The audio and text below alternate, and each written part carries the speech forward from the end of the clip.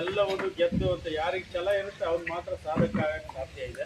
ಅಂತ ಸಾಧಕರನ್ನ ಗುರುತಿಸಿ ನಮ್ಮ ಹೈಬ್ರಿಡ್ ನ್ಯೂಸು ಮತ್ತು ಮಹಿಳಾ ಧ್ವನಿ ಸಂಸ್ಥೆಯವರು, ನಮ್ಮ ಹೊರಪೇಟೆಯವರು, ಅವನೇ ಒಬ್ಬ ದೊಡ್ಡ ಸಾಧಕ ಈ ನಾಡಿನಲ್ಲಿ. ಯಾರ ಒಂದು ಬೆಂಬಲ ಇಲ್ದೇ, ಯಾರ ಒಂದು ಸಹಾಯ ಇಲ್ದೇ, ಯಾರ ಒಂದು ನೆರವು ಇಲ್ದೇ ಈ ಮಟ್ಟಕ್ಕೆ ಒಬ್ಬ ಹುಡುಗ ಒಂದು ಹಳ್ಳಿಯಿಂದ ಬಂದು ರಾಜ್ಯ ಮತ್ತು ಅದೇ ರೀತಿಯಾಗಿ ಅವರಿವರ ಅನ್ನದೇ ಈ ಕಾರ್ಯಕ್ರಮದಲ್ಲಿ ಎಲ್ಲ ಒಂದು ಗಣ್ಯಮಾನ್ಯರಿಗೂ ಕೂಡ ನಮಸ್ಕರಿಸುತ್ತಾ, ಮತ್ತು ಈ ಒಂದು ಕಾರ್ಯಕ್ರಮಕ್ಕೆ ಆಗಮಿಸಿರ್ತಕ್ಕಂಥ ಎಲ್ಲ ಸಾಧಕರಿಗೂ ಮತ್ತು ನನ್ನ ಅಣ್ಣ ತಮ್ಮಂದಿರಿಗೂ ಮತ್ತು ಚಿಕ್ಕ ಮಕ್ಕಳಿಗೂ ಕೂಡ ಶುಭ ಸಂಜೆ. ನಿಜ ಹೇಳಬೇಕಪ್ಪ ಅಂತಂದರೆ ಪ್ರತಿಯೊಬ್ಬರಿಗೂ ಕೂಡ ಒಂದು ಸಾಧನೆ ಅನ್ನೋದು ಇರಬೇಕು.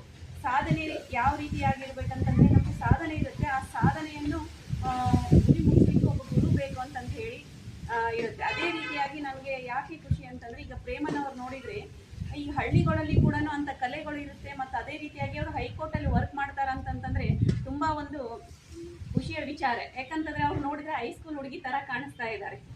ಮತ್ತು ಇನ್ನೊಂದು ಏನಪ್ಪ ಅಂತಂದರೆ, ಈಗ ಹಳ್ಳಿಗಳಲ್ಲೆಲ್ಲ ನಾವು ನೋಡ್ತಾ ಇದ್ದೀವಿ, ಹಳ್ಳಿಗಳಲ್ಲಿ ಏನಾಗ್ತಾ ಇದೆ ಅಂತಂದರೆ ಪ್ರತಿಯೊಂದು ಕೂಡ ಒಂದು ಈಗ ಜನಪದ ಆಗಿರ್ಬೋದು, ಡೊಳ್ಳು ಕುಣಿತ ಆಗಿರ್ಬೋದು, ಮತ್ತು ಆಮೇಲೆ ಈಗ ತೊಗಲುಗೊಂಬೆ ಆಟ ಆಗಿರ್ಬೋದು, ಈಗ ಗೀಗಿ ಪದ ಆಗಿರ್ಬೋದು, ಎಲ್ಲ ಕೂಡ ಮರಿ ಮಾಸ್ತಾ ಇದ್ದಾವೆ.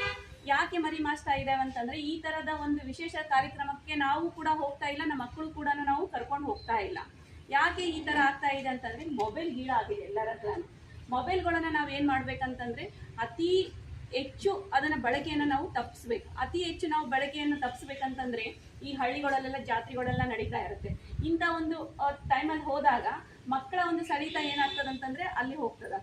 ಆವಾಗ ನೋಡಿದಾಗ ನೋಡಿ ನೀವು, ಆವಾಗ ನಾವೇನು ಮಾಡ್ತಾ ಇದೀವಿ ಅಂತಂದರೆ ರಾತ್ರಿ ಎಲ್ಲ ಕೂತ್ಕೊಂಡು ನಾಟಕಗಳೆಲ್ಲ ನೋಡ್ತಾ ಇದ್ರು. ಇವಾಗಿನ ಜನ ಯಾರಾದ್ರೂ ನಾಟಕ ಅಂದರೆ ಏನಂತ ಗೊತ್ತಾ?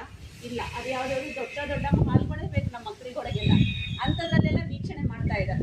ಅದಕ್ಕೆ ನಾವು ಏನು ಮಾಡೋಣ ಅಂತಂದರೆ ಪ್ರತಿಯೊಂದು ಕಾರ್ಯಕ್ರಮದ ವಿಶೇಷತೆ, ಇವಾಗ ನೋಡಿ ಅಮ್ಮನವರ ನಾವೇನಂತಂದರೆ ಒಂದು ರಾಷ್ಟ್ರ ಮಟ್ಟದವರೆಗೂ ಗುರುತಿಸಿದಾಗ ಇಂಥವ್ರ ಬಗ್ಗೆ ಅದಕ್ಕೆ ನಾನು ಏನು ಮಾಡಿದೆ, ನನ್ನ ಮಗ ಇದ್ದ, ನನ್ನ ಮಗನ ಅಮ್ಮನ ಹತ್ರ ಫೋಟೋ ತೆಗೆಸಿದೆ. ಯಾಕೆ ತೆಗೆಸಿದ್ದೆ ಅಂತಂತಂದರೆ ಅವ್ರು ಯಾರು ಏನು ಯಾವ ರೀತಿಯಾಗಿ ಪದ್ಮಶ್ರೀ ಪ್ರಶಸ್ತಿ ತೆಗೆದ್ರು ಅಂತ ಅನ್ನೋದು ನನ್ನ ಮನೆಗೆ ಹೋಗಿ ಹೇಳಬೇಕು ಅನ್ನೋ ಉದ್ದೇಶದಿಂದ ನನ್ನ ಮಗನ ಹತ್ರ ನಾನು ಫೋಟೋ ತೆಗೆಸಿದ್ದೀನಿ. ಇದರಿಂದ ಏನಾಗ್ತದೆ ಅಂತಂದರೆ ಅದು ಒಂದು ಚರಿತ್ರೆಗಳು ಗೊತ್ತಾಗುತ್ತೆ ಅಂತ ಹೇಳ್ತಾ ಇದ್ದೀವಿ. ನೋಡಿ, ನಾವು ಅವಾಗ ಏನು ಮಾಡ್ತಾ ಇದ್ದೀವಿ ಅಂತಂದರೆ ಸಂಡೇ ಎಲ್ಲ ಬಂದರೆ ಪ್ರತಿಯೊಬ್ಬರು ಕೂಡ ರಾಮಾಯಣ ಮಹಾಭಾರತನ ನಾವು ನೋಡ್ತಾ ಇದ್ದೀವಿ. ಅದು ಏನಂತ